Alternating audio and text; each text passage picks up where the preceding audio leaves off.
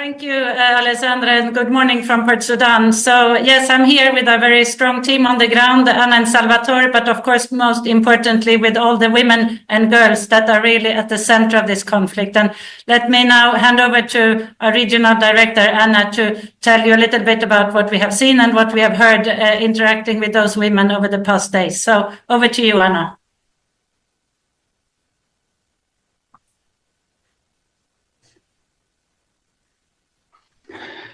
Welcome, Anna, go ahead. Thank you very much. So I join you from Port Sudan as the country marks 2 years since this conflict started.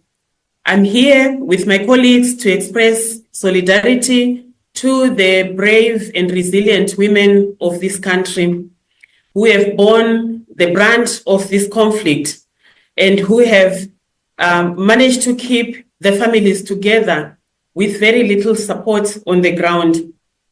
Just a few days ago, 400 civilians lost their lives in the attack in Darfur. We condemn in the strongest terms this unwarranted attack on civilians, which goes against international human rights law. We also saw that humanitarian aid workers lost their lives in this attack a few days ago. And we also know that thousands of civilians are trapped in the Darfur region with very little access or no access at all to critical humanitarian life-saving services that they need, including access to water, access to food, and access to health care. We call, therefore, for an urgent humanitarian access and protection of humanitarian aid workers who are providing critical life-saving support to civilians in the Darfur region. Let me talk about the toll on the lives of women and children that this war has had. We've seen a 288% increase in demand for life-saving support following rape and sexual violence. We've also seen what is beginning to look like systematic use of rape and sexual violence as a weapon of war. We have seen women's lives and women's bodies being turned into battlegrounds in this conflict. Yet these numbers don't capture the pain and the fear that I heard in the stories of survivors who are gathering in the temporary gathering sites where they fled to safety. Every woman who fled her home talks about how they left with nothing except the clothes on their backs. So they don't have any form of livelihoods in the areas where they've settled temporarily for shelter. And they are also talking about how they have no access to food, how they have no access to clean water, and how woefully inadequate there are services for health in the areas where they are being held. And with no means of making an income, you can imagine how life it is for them. They showed us their children who are playing around in the holding centers with no prospects of them attending school. And so we have a whole generation here whose lives are being affected because they are not able to go to school. I would also like to talk about how they are demanding for return of peace to their country. They want their country back. They are tired of conflict after conflict breaking out in their beautiful country. They want sustainable peace so that it's not guns ringing every 2 months or every 2 years. They want a place on that table where peace discussions are going on. And yet we are also systematically seeing how they are being excluded from all those discussions, even though they are bearing the brunt of this humanitarian crisis. We are also seeing their demand that there should be justice for the violations that they have endured. They are demanding that perpetrators of the violence that they've endured be brought to justice. And they are demanding that the international community does not forget Sudan and Sudanese women and girls. They are demanding that we keep talking about it and shining the spotlight on the abuses that they've experienced, and that we all work together to keep all efforts going until we have sustainable peace in Sudan. Let me hand over to our country representative, Salvatore, who is going to talk about what we are doing on the conflict in this country. Thank you.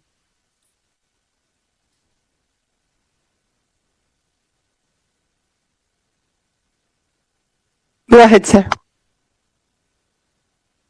All the work that UN Women does here in Sudan is with, for, and through women's organizations.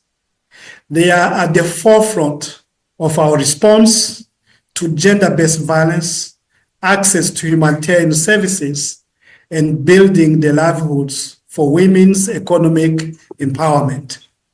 UN Women is and will remain here, staying and delivering, standing with these organizations, giving them a voice in humanitarian assistance, demanding lasting peace, and championing a leading role for women and girls in shaping the future of this country.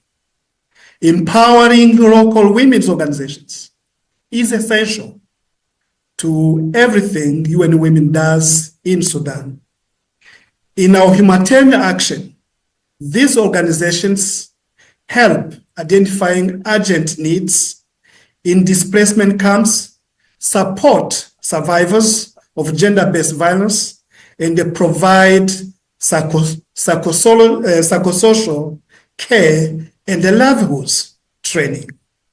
They work within their own communities to support those who need it most, including women with disabilities, pregnant women, and the women-led household.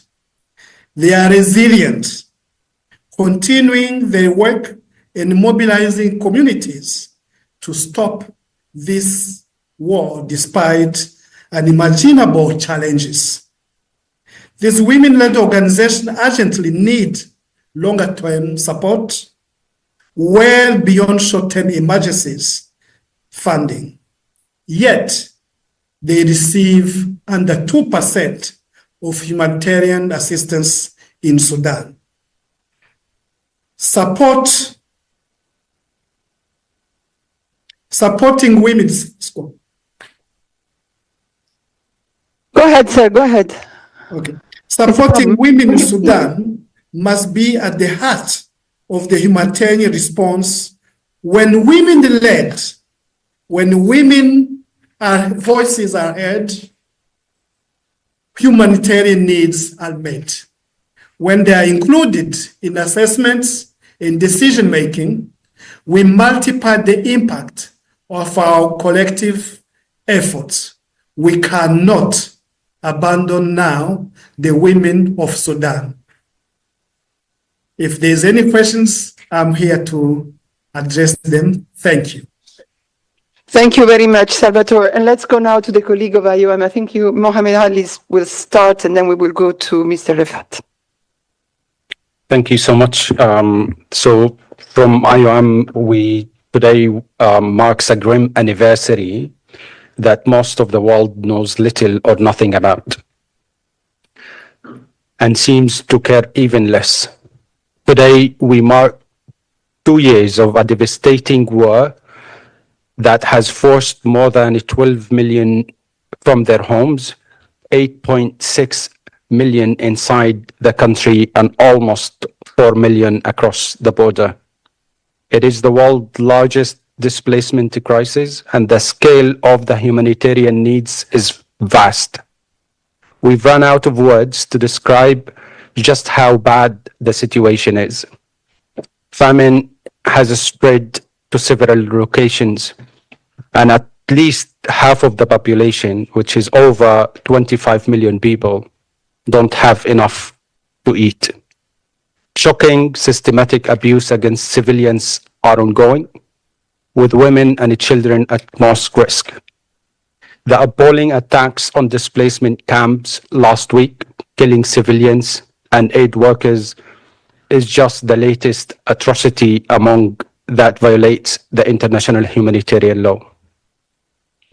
No one knows exactly how many people have been killed over the past 2 years because no one has been counting. In fact, few people even know where is in the world this terrible war is taking place. This must change immediately. We need to put Sudan firmly in the international spotlight. We need to ensure the world sits up and pays attention to what's happening there, and that it takes urgent action.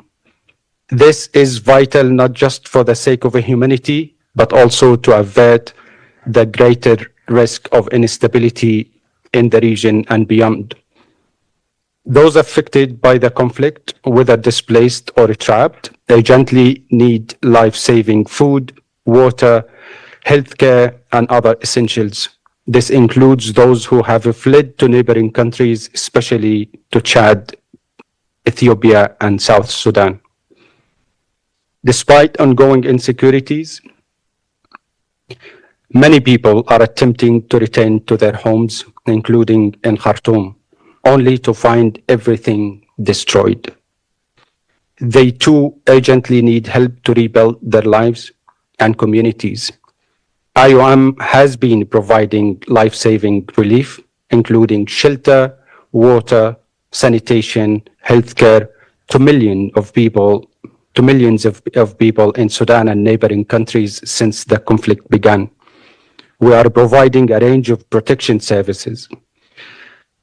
Through our displacement tracking matrix, we are providing critical data that is informing sector-wide response plan.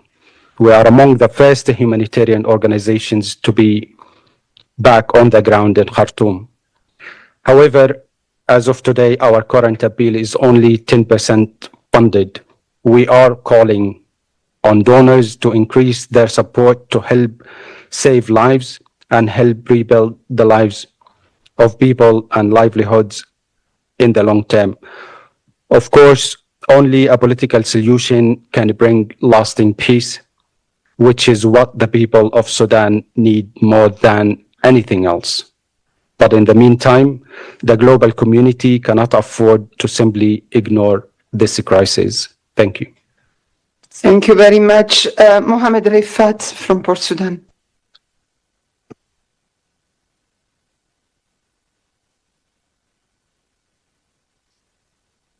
Are you there, sir? Yes. I can. I hope you can hear me. Yeah, Yes, absolutely. Go ahead. I think enough has been said from my colleagues. Maybe just few points to emphasize what we have all here.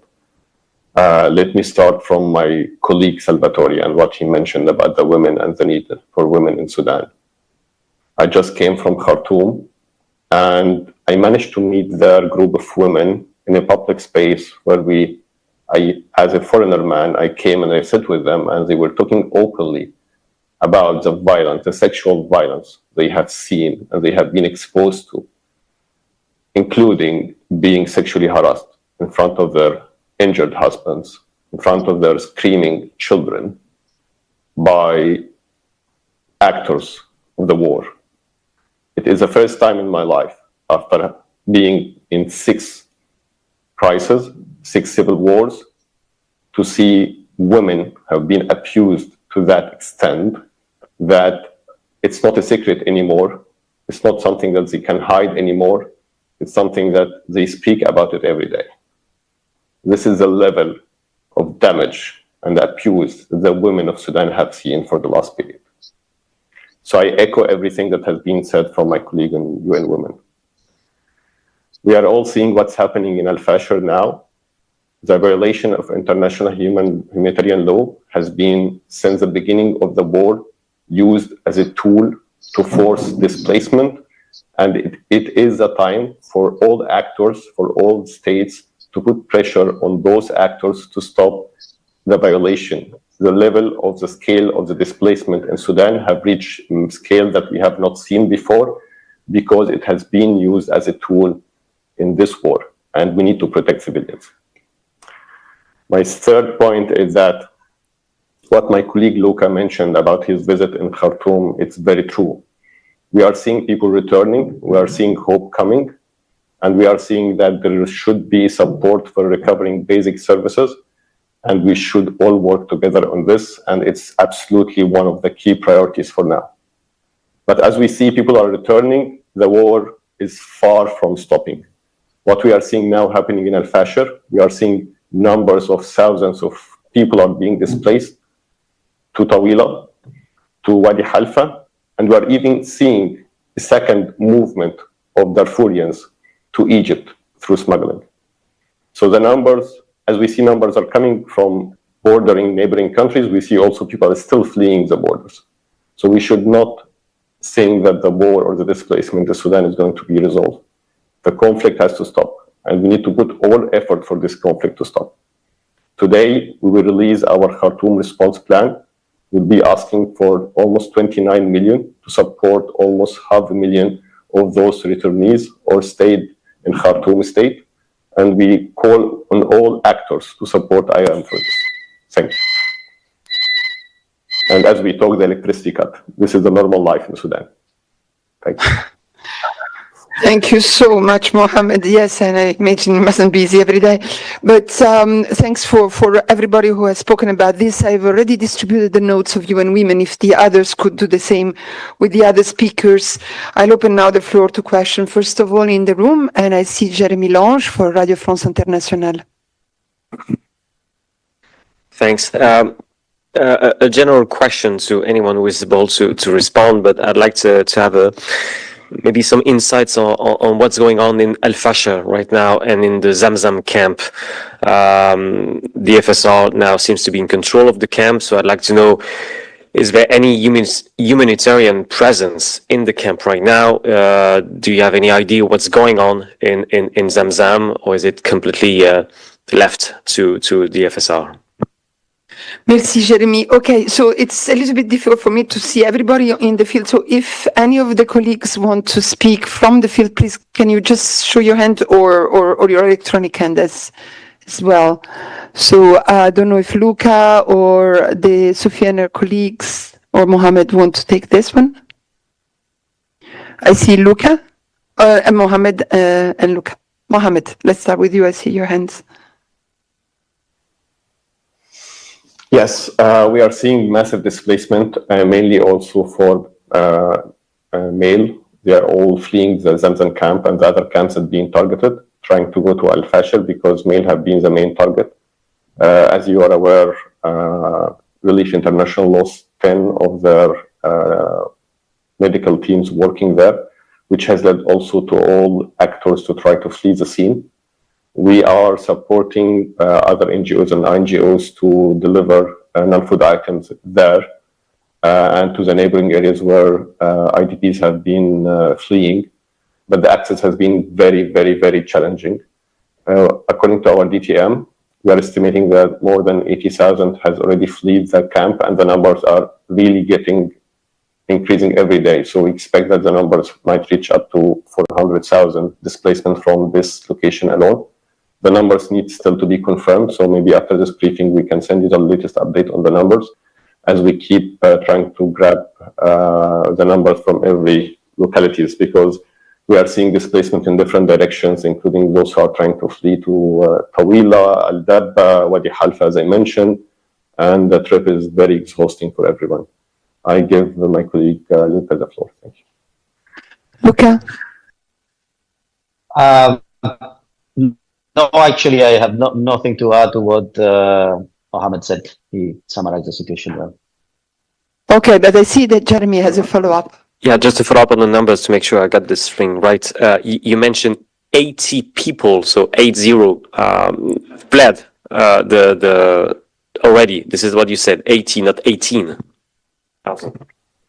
Thousand, yes, thousand. Mohammed.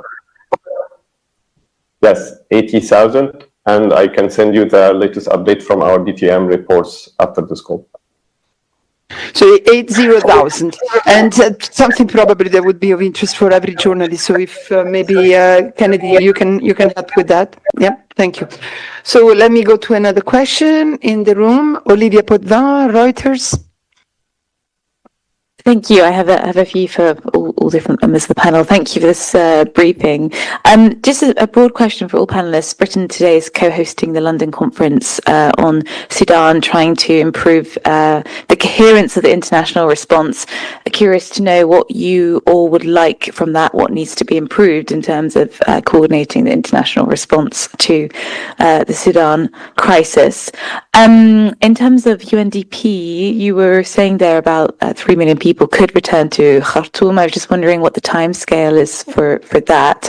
And also in terms of the unexploded ordnance, just any idea of the scale would be really helpful, any facts you have. For UN Women, if I may, if I could also kind of get a sense of numbers. I mean, shocking what you said there. Just an idea of how many women have been subject to rape and sexual violence. And maybe after the briefing, if you could just send details on the 288% increase, if we could just have the numbers and from where that was from to where that is now. Sorry, I do have a few, but IOM, thank you very much. You were mentioning there, I think it was Mohammed, about the movement of Darfurians to Egypt through smuggling. Just any more details on that would be helpful, or figures. That is everything, I think, for me for now. Thank you all. Thank you very much, Olivia. No, absolutely. Thanks for all these questions. On the London conference, as the spokesperson of the Secretary General said yesterday, what we want to see is really a renewed impetus by the international community to galvanize international action and strengthen our unity of purpose, and to keep the suffering, dreams and goals of the Sudanese people first and foremost. And I'm sure my colleague will have more. So I will start with, unless the colleagues on the podium want to, no? I'll go to the field. So maybe I'll start with Luca, and maybe each of you can answer its own question, plus on the conference in London. Luca. Thank you very much for the question, Olivia.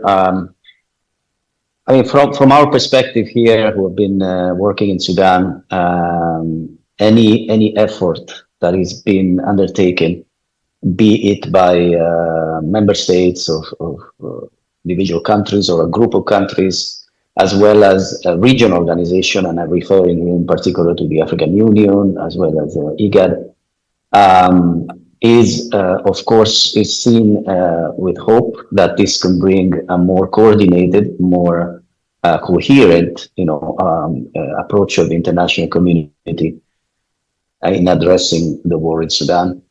We are, of course, looking at the effort undertaken by the personal envoy of the Secretary General, Mr.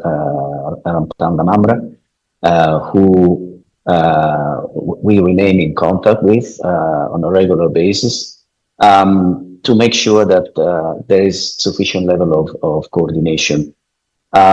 So we are here looking at supporting the Sudanese people, and I can just echo what my colleagues have said. Sudanese people are just absolutely tired of this war. They want peace. They want to resume their lives. They want to go back home. They want to rebuild their existences in the way that is, peaceful and looking at the peaceful coexistence among the Sudanese people. In terms of the contamination, I don't have exact figures. I can, perhaps my colleagues at the UN Mine Action Service would be able to provide more. But what I can say is that the actual decontamination is undertaken by the National Mine Action Authority of Sudan. But there is close coordination with the UN colleagues of the Mine Action Service. And this has already started and basically almost been completed in Omdurman. I was able to go into certain areas of Omdurman which have been severely impacted by the conflict, including some health facilities that are completely destroyed, but I was able to go there in a safe manner. Cleaning up is ongoing right now in the Khartoum proper. For example, our facilities, the former office, are also among the areas that are being cleared, and we were told that within 3 days that clearing will be completed. When we undertook our cash for work activities in Omdurman to clean up from debris, this work was undertaken in close coordination with the Mine Action Authority, with the police, to make sure that all the areas where the workers, which are people being hired locally, we hire about 2,000 people to do that, they were operating in a safe environment with all the areas being cleared, but always nearby there was an ambulance and a police car, etc., to ensure that if any accident happened, it would have been immediately addressed. But fortunately, no accident happened. It means that the clearing was done properly. This is, of course, in Khartoum proper, is going to take some time. So in terms of timeline, I understand there has been the governor of Khartoum has actually asked people to delay a bit their return for at least 3-4 weeks in order for the clearing to be completed. And but I can tell you that as soon as the people feel the areas are safe, they will look at going back. So we estimate the returns to happen within the next 6 months. And as I say, it could be a massive flow of people returning into Khartoum, as well as, for example, Jazeera, Wad Madani, which has been also an area of origin for, I think, about 8% of the total IDP population. Thank you. Thank you very much, Luca. On the issue of women, I don't know, Sophia, who would like to take this one in the room? Yeah, Anna?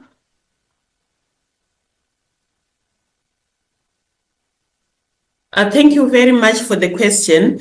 So in terms of the London conference, I think the key message there is that we would like to reiterate that women are more than just victims of this conflict. The women of Sudan have played a critical role historically in shaping the political history of their country. And we've seen how they are holding families and communities together. We've seen how they are bearing the brunt of this humanitarian crisis.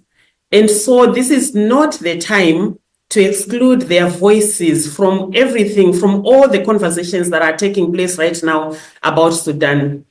This is not the time for women to be scrambling with their demands, with their views and perspectives, with no one who is listening. This is the time to bring women to the table and ensure that they participate in shaping the end to this conflict and in sustaining peace. So this is the key message that we are hearing from the women of Sudan, both here on the ground in Port Sudan and other parts of the country, but also from those that have fled the conflict and they are working in different countries around the world, including in Africa and beyond. Their message is consistently clear.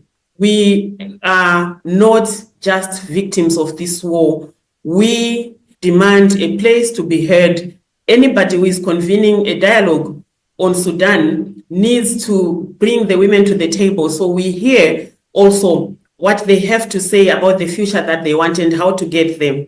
If I may just remind us all that this year marks the 25th anniversary of the UN Security Council Resolution on 1325, which recognizes the role that women play in peace building, in conflict prevention, in rebuilding of societies.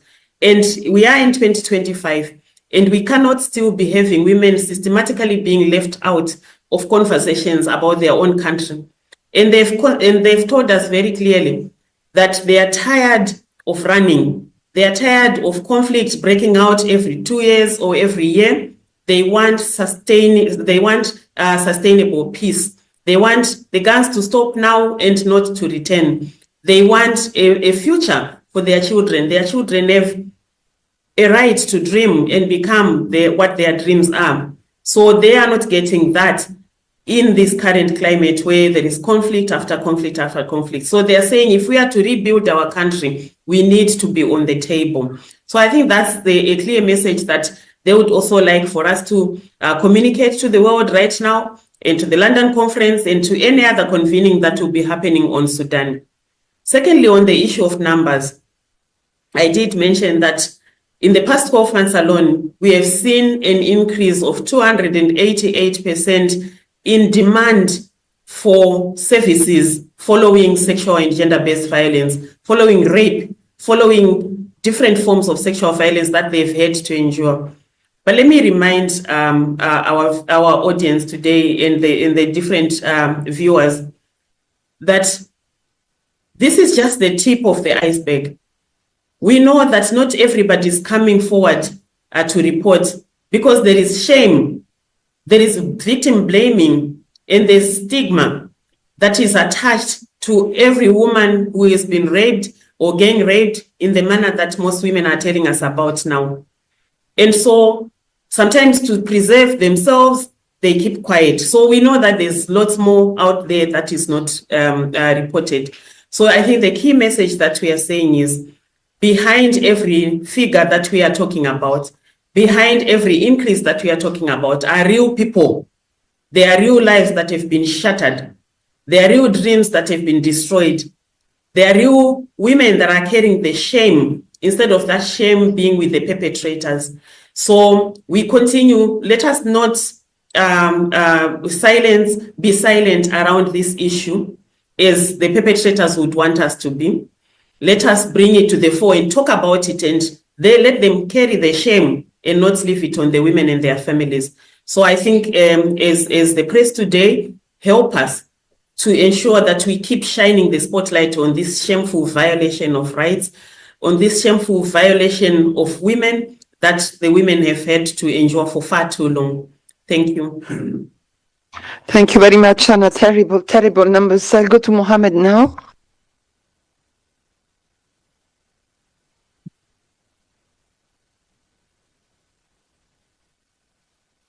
I think you're wrong, Mohammed. I think you're unmuted. Go ahead.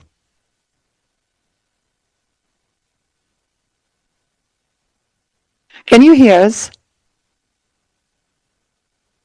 There's a problem with the audio. Mohammed, can you hear us?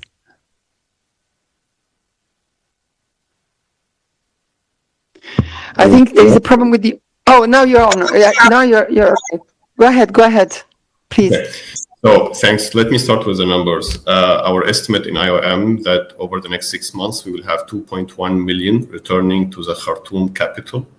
And this is based on the numbers we understand that they have left the capital when the war started. So we estimate that 31% of those IDPs in Sudan after the war are actually coming from Khartoum, and that 50% of them almost will be returning back to Khartoum, of course, linked to the security situation and linked to the availability of services on the ground. But we are also seeing the movement from Egypt. So over the last 12, 13 days, we have seen almost 33,000 returning from Egypt to Sudan. And those mainly returning to Al Jazeera and to Sennar. Very few of them are actually returning to Khartoum. When it comes to movement from Darfur to other countries, we are seeing the initial movement going to Al Dabba. And Al Dabba is a cross point where smuggling and movement can move either to Libya or move either to Egypt. And what we are seeing now, because it's easier to track movement cross to Egypt, that the numbers are actually the movement of Darfurians to Egypt is starting, or we can see evidence there. We don't have numbers, but we start the monitoring flow there. I'm sure this will also reflect in Libya and Chad, because we need always to understand that whatever happens in Sudan will have a regional impact, and this is what we are reporting today, that we see signs of regional impact of what's happening in Al-Fashir, and it's not going to stop only in Darfur.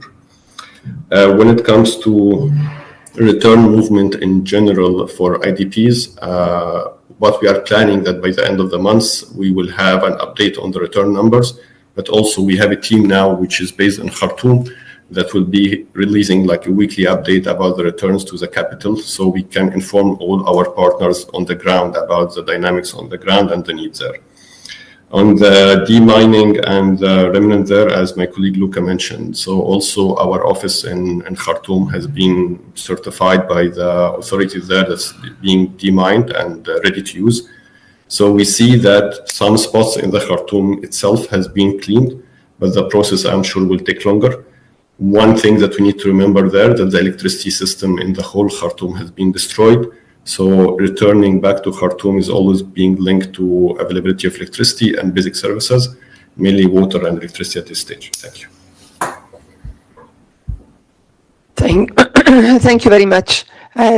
Is there any other question from the room? I'll go to the platform otherwise. No, so I had seen Chris' hands, but it's not there anymore. So I'll go to Yuri Aprelev, RIA Novosti. Yes, thank you for giving me the floor. I have a question relative to the finance and to the help that you are receiving from countries, because as far as I understand, every time I'm seeing a statement about Sudan, it is from IOM or for UNHCR or anyone, everybody is saying that there is a lack of financing for this crisis. At the same time, for example, I was now on the website of the Kiel Institute that is monitoring the help to Ukraine, for example. Ukraine received only from the governments of the European Union and from the United States $260 billion of help in 3 years. How do you explain the fact that the gap between the financing of the crisis in Sudan and in Ukraine, for example,